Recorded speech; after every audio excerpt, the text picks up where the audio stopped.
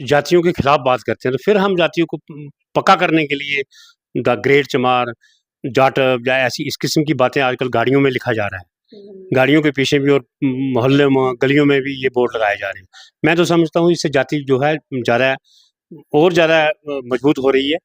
हम तो जाति को खत्म करने की बात करते हैं, इससे जाति खत्म नहीं हो सकती। क्योंकि अभी इससे आपने बात जातियाँ करा, मजबूत तमाम लोग आपके बीच में आते हैं और सबसे बड़ी बात यह है कि वेल एजुकेटेड पर्सन आपके बीच में आ रहे हैं, वो बता रहे हैं। कल भी यहाँ पर आदरणीय एडवोकेट जय भीम प्रकाश जी के माध्यम से एक छोटा सा प्रशिक्षण शिविर रखा गया।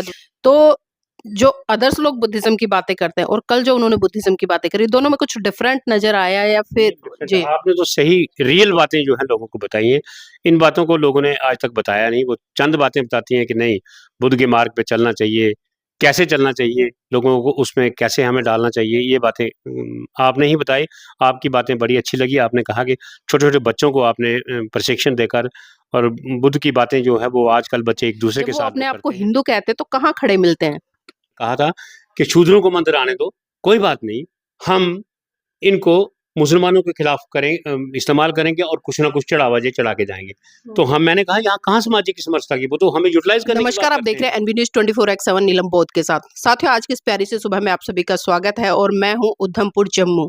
जी हाँ, और मैं आपको बता दूं, यहाँ पर तमाम ऐसी चीजें हैं जो ऐतिहासिक हैं और लगातार जम्मू प्रचलन में रहता है। कुछ ना कुछ घटनाएं ऐसी होती रहती हैं। लेकिन आज मेरे साथ में आदरणीय अशोक जी हैं, जो कि पेशे से अध्यापक रहे हैं, रिटायर्ड हो चुके हैं और वाम सेव के बहुत ही कर्मठ कार्यकर्ता है। साहब मान्यवर काशी राम जी के साथ भी इन्होंने काम किया है। तो इन्हीं से आज जुड़ने का प्रयास करूंगी और जानने का प्रयास करूंगी कि जो जम्मू है, खासकर जो उधमपुर है, यहाँ पर जो बहुजन समाज है, उनकी क्या स्थिति है आर्थिक रूप से, सामाजिक रूप से, और मिशन मूवमेंट के तहत वो किस तरह से आज लोगों को अवेयर कर रहे हैं। या जो हम अन्य राज्यों में देख रहे हैं, कहीं ना कहीं कुछ लोग होते हैं जो काम करते हैं और बाकी लोग सोते रहते हैं। तो सर, आपका स्वागत है एनबी न्यूज में। मैं आपका उधमपुर की इस हमारी जो संगठन है उसकी ओर से आपका धन्यवाद करता हूँ कि आपने समय निकाल कर इतनी दूर दिल्ली से आकर यहाँ पे आप लोगों को अवेयर करने के लिए हमारे साथ जुड़े हैं।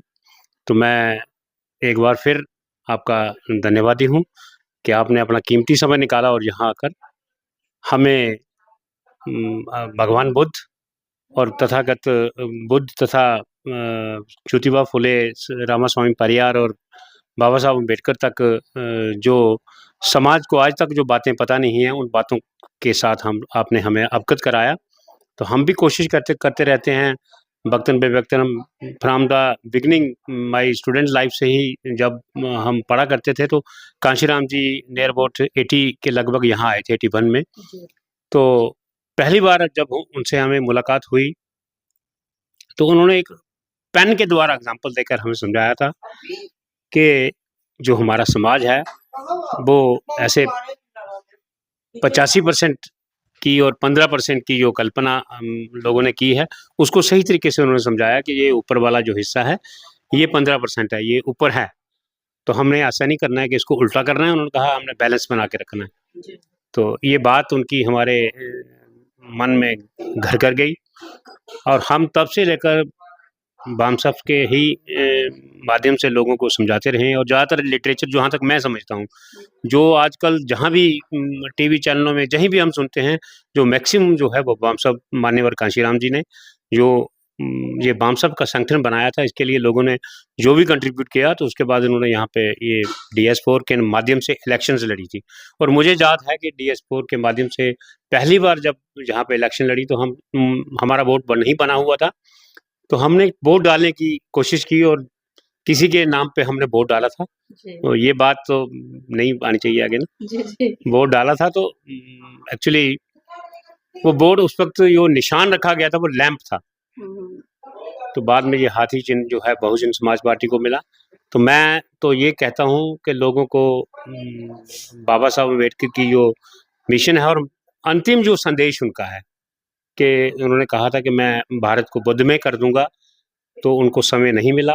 लेकिन उन्होंने 21 वर्ष की पूरी गहन अध्ययन के बाद ये डिसाइड किया कि मुझे बुद्ध का मार्ग जो है वो अपनाना चाहिए और हमारे समाज को भी उस रास्ते में चलना चाहिए। इससे ये होता है कि यहाँ तक हम समझते हैं कि हम अलग-अलग जातियों में बटे हुए लोग हैं। हम लोगों को समझाते रहते हैं कि अलग-अलग जो मिशंस चले हुए हैं हमारे विदिन हमारी कास्ट के अंदर ही, कितने ही मिशन, कोई किसी मिशन के साथ बिलोंग कर रहा है, कोई किसी, तो उनको अपने अपने मिशन की तरफ इतना कट्टरता के तौर पे वो चल रहे हैं कि नहीं, इससे बढ़िया कुछ नहीं है। यहाँ तक क्योंकि वो लोग, इतनी जानकारी उनके पास है नहीं।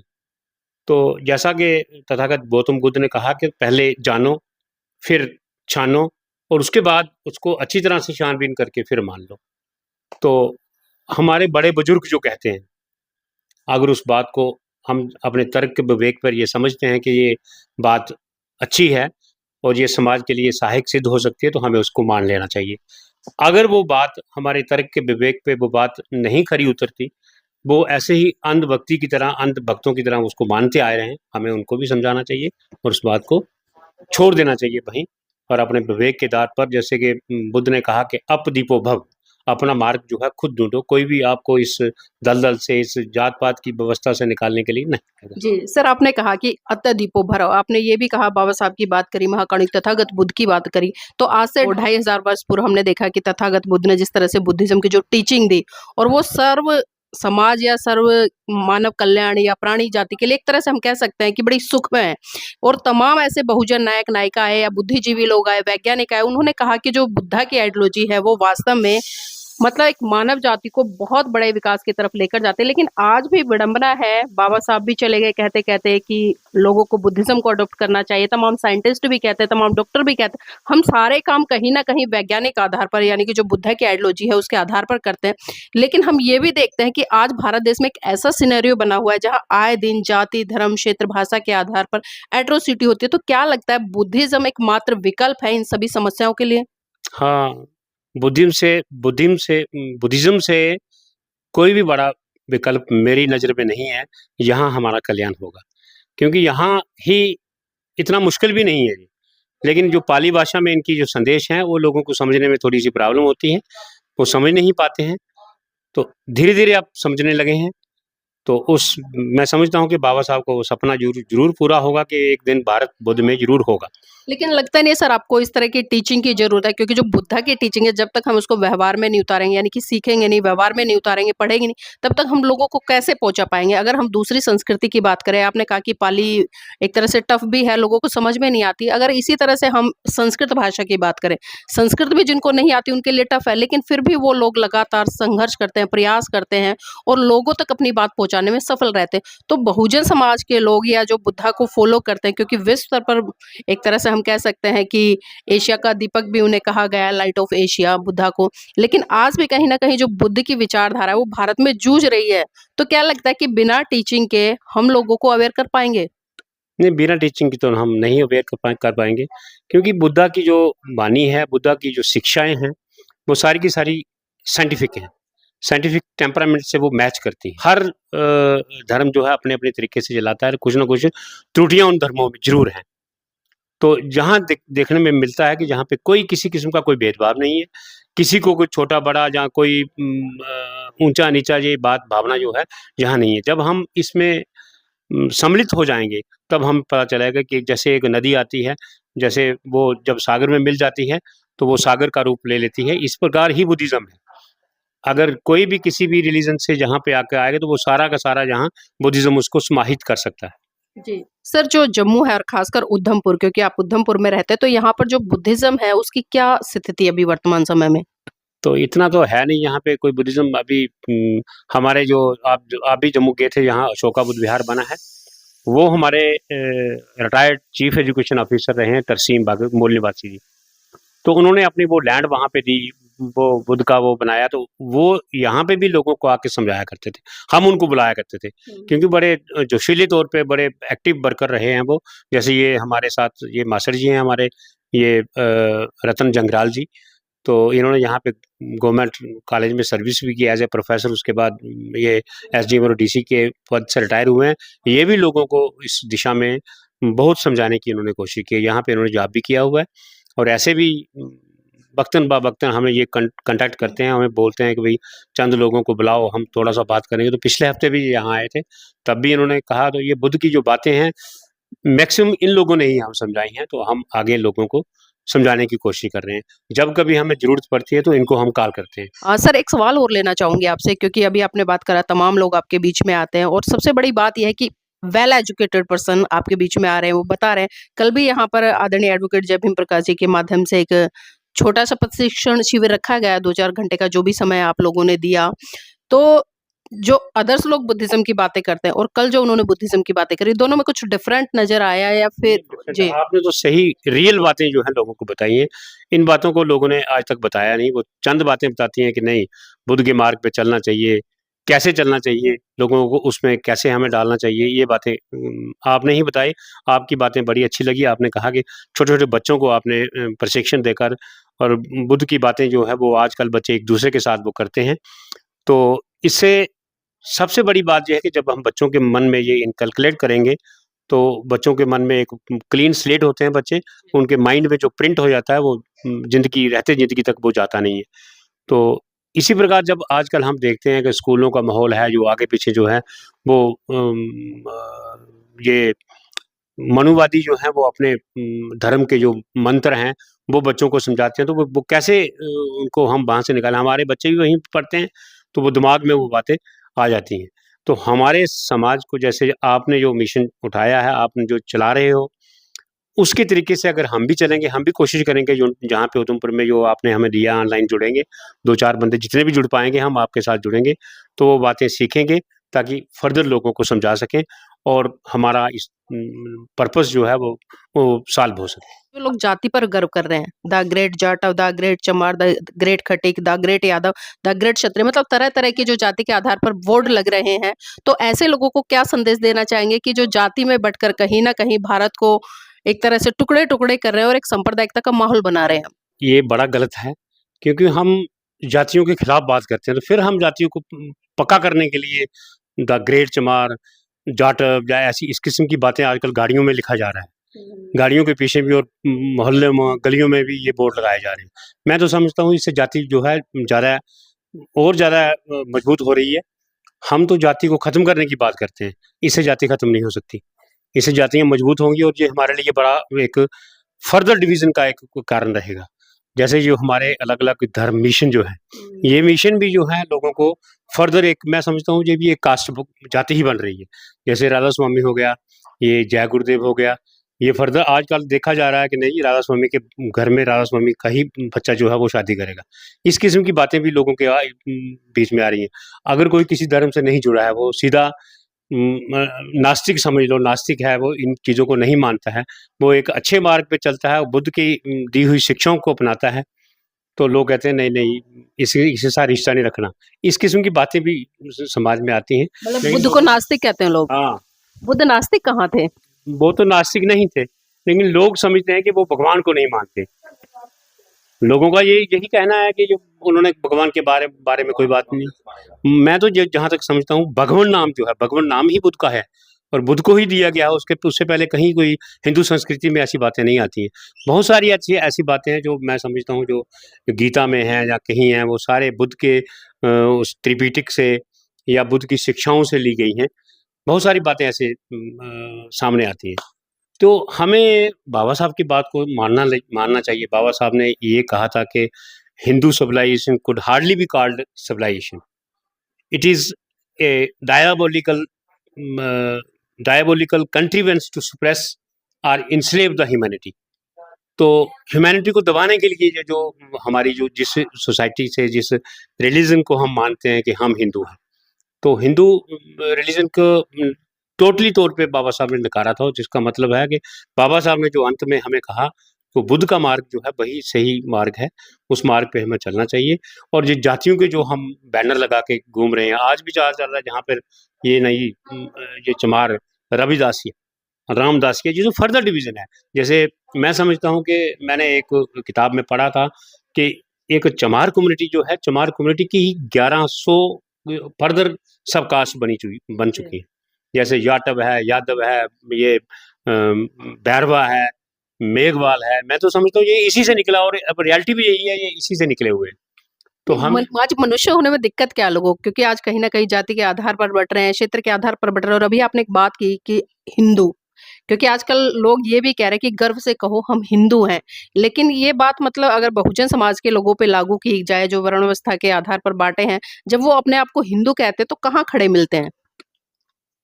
वो फर्दर जब हमारे लोग हिंदू कहते हैं तो वो उनका जो बनाया हो वर्ण व्यवस्था है उसके आधार पर वो चौथे वर्ण पे अछूत समझ लो उनके साथ बड़ा हीन भावना से देखा जाता है। तो मैं समझता हूँ अगर हमें यही बना रहना है तो इसका हिंदू बनकर हमने चौथे वर्ण में क्यों रहना है। अभी यहाँ पे एक दफ़ा ये हमें आरएसएस की मीटिंग में कॉल कर दिया उन्होंने, तो वहाँ पे बात हुई। तो जब बात हुई हम सामाजिक समरसता की बात हो, हमारे एक दोस्त से कल भी आए थे हमारे साथ रामलाल जी, उन्होंने कहा कि भाई हमारे लोग जो हैं हिंदू धर्म को छोड़कर दूसरे धर्मों में जा रहे हैं, तो आप इस धर्म को बचाने के लिए क्या कर रहे हो? इनकी संख्या कम हो रही है। उन्होंने कहा देखो जी हमने घर वापसी का प्रोग्राम चलाया हुआ है, उनको ला रहे हैं। नहीं, मेरा सवाल ये है कि वो क्यों जा रहे हैं? तो एमजी वैद ने ये जवाब दिया कि ये जो लोग हैं लालच में जा रहे हैं, इनको गाड़ियाँ मिल जाती हैं, वो अपनी लड़कियों के साथ इनकी शादी कर देते हैं, घर, कोठी, कार वगैरह मिल जाती है, तो इस वजह से जा रहे हैं।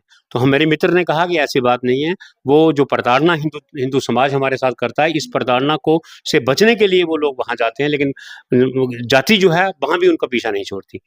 तो इससे ये होता है कि अगर हम बुद्ध के मार्ग पे चलें, तो वो कोई नहीं है। दूसरा उन्होंने मेरे को उठा लिया कि ये रविदास समाज के जनरल सेक्रेटरी हैं, तो इनसे आप बोलिए।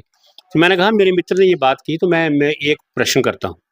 मैंने 2 प्रश्न उनको मेरे 2 ही प्रश्न हैं, मैं ज़्यादा बात नहीं करूँगा। मुझे ये बताओ कि एमजी ये मोहन भागवत जो है इसने अभी एक बयान दिया था ये 7-8 साल पहले, टीवी पे आया था, सारे टीवी चैनलों में रिले किया हुआ था। उसने कहा था कि शूद्रों को मंदिर आने दो, कोई बात नहीं, हम इनको मुसलमानों के खिलाफ इस्तेमाल करेंगे और कुछ ना कुछ चढ़ावा जे चढ़ा के जाएँगे। तो मैंने कहा यहाँ कहाँ सामाजिक समरसता की, वो तो हमें यूटिलाइज़ करने की बात करते हैं। तो उसने कहा नहीं, नहीं, नहीं ऐसी बात नहीं है, मीडिया ने ऐसे अपने तौर पे ये बात जो है प्रसारित की है। मैंने कहा आरएसएस जो है भारत का इतना बड़ा संगठन है, उसकी मंशा के बिना कुछ नहीं हो सकता। मीडिया की इतनी हिम्मत नहीं है, वो उसने मंशा से दिया है और उनकी जो मंशा यही है, उनकी जो अंदर की बात जो है तो इनको चौथे वर्ण में ही बना के रखना है। मैंने उसके बाद कहा मेरे मेरे भाई ने ये कहा कि हिंदू धर्म को छोड़ के जा रहे हैं। मैं समझता हूँ कि नहीं मुझे हिंदू धर्म जॉइन करना है। मैं किसी और धर्म में काम कर रहा हूँ, जहाँ वहाँ उसको मानता हूँ, उसको मुझे वो अच्छा नहीं लग रहा, मुझे यहाँ पे आना है हिंदू धर्म। मुझे बताओ हिंदू धर्म में आप कहाँ रखोगे? ब्राह्मण बनाओगे, क्षत्रिय बनाओगे, वैश्य बनाओगे? तो शूद्र हो सकता है कई 100 साल पहले यहाँ से वो भाग के गया हो। यहाँ अपनी वो बेइज़्ज़ती करने के लिए नहीं आएगा। तो चुप हो गया। एमजी वैद उसने कोई वो जवाब नहीं दिया। वो कहता कि नहीं, मुझे मेरा टाइम निकल रहा है, मुझे ट्रेन चली जाएगी। तो इस किस्म की बातें जब हुई तो बाद में उन्होंने हमें बुलाना कम कर दिया। तो वो उनका कहना था कि आप हमें 10-10 लोग जो हैं, 10 राधा स्वामी, 10 अलग-अलग मिशन जो हैं, 10-10 लोग अलग-अलग मिशन से बिलॉन्ग करते हैं, उनको लेके आओ। तो उनको लेके आओ तो उनकी मीटिंग सक्सेसफुल हो जाती है। 10-10 लोग जब हम चले जाए, हम लोग मैं समझता हूँ वो अंधकार में चल रहे हैं। हम सोचते हैं कि हमारा कल्याण जो है वहाँ होगा, हमें स्वर्ग मिलेगा। ये बातें लोग जो है मन में लेकर और फटाफट दौड़ते हैं मंदिरों की तरफ, बाबाओं की तरफ, वो हमारा कल्याण करेंगे। इस दुनिया में, इस भारत में और पूरी विश्व में मैं समझता हूँ कि बुद्ध जो है, बुद्ध के मार्ग से जो है इंसान का, उससे बढ़िया कल्याण जो है किसी का नहीं हो सकता। जी, बहुत-बहुत साधुवाद सर हमारे साथ जुड़ने के लिए। तो देखिए यहाँ पर एक बात तो बिल्कुल स्पष्ट हो जाती है कि भारत देश में जो जातीय व्यवस्था है, आप कहीं भी पहुँच जाए, चाहे सुप्रीम कोर्ट के चीफ जस्टिस बन जाए, राष्ट्रपति बन जाए या फिर कितने ही बड़े कमिश्नर अधिकारी क्यों ना बन जाए, लेकिन जो जाति है वो आपका पीछा नहीं छोड़ती और वर्तमान समय में कुछ ऐसी घटनाएँ भी आपके सामने निकल कर आई है। और अभी सर ने भी कहा है कि बुद्धिज़्म मात्र एक विकल्प है भारत के लिए नहीं बल्कि पूरे विश्व के लिए, जो भाईचारा स्थापित कर सकता है, लोगों में प्रेम का सद्भाव एक तरह से स्थापित कर सकता है और एक दूसरे के साथ में मिल-जुल कर इस भारत को नहीं बल्कि पूरे विश्व को आगे बढ़ा सकता है। तो साथ ही मैं चाहूँगी आप इस वीडियो को लाइक करें, शेयर करें और कमेंट करके अपनी प्रतिक्रिया ज़रूर दीजिएगा कि जो चर्चा हमने की है, सर ने बहुत सारी बातें बताई हैं, समरसता की बात बताई है, समानता की बात बताई है। एक संस्कृति लगातार समरसता की बात करते हैं लेकिन समानता की बात कभी नहीं करती, क्योंकि पता है जिस दिन समानता स्थापित हो गई उस दिन इस भारत देश से जाति व्यवस्था खत्म हो जाएगी और जो एक जाति के आधार पर ये रेत का ढेर खड़ा है ये धराशायी हो जाएगा। वीडियो को लाइक जरूर कीजिएगा।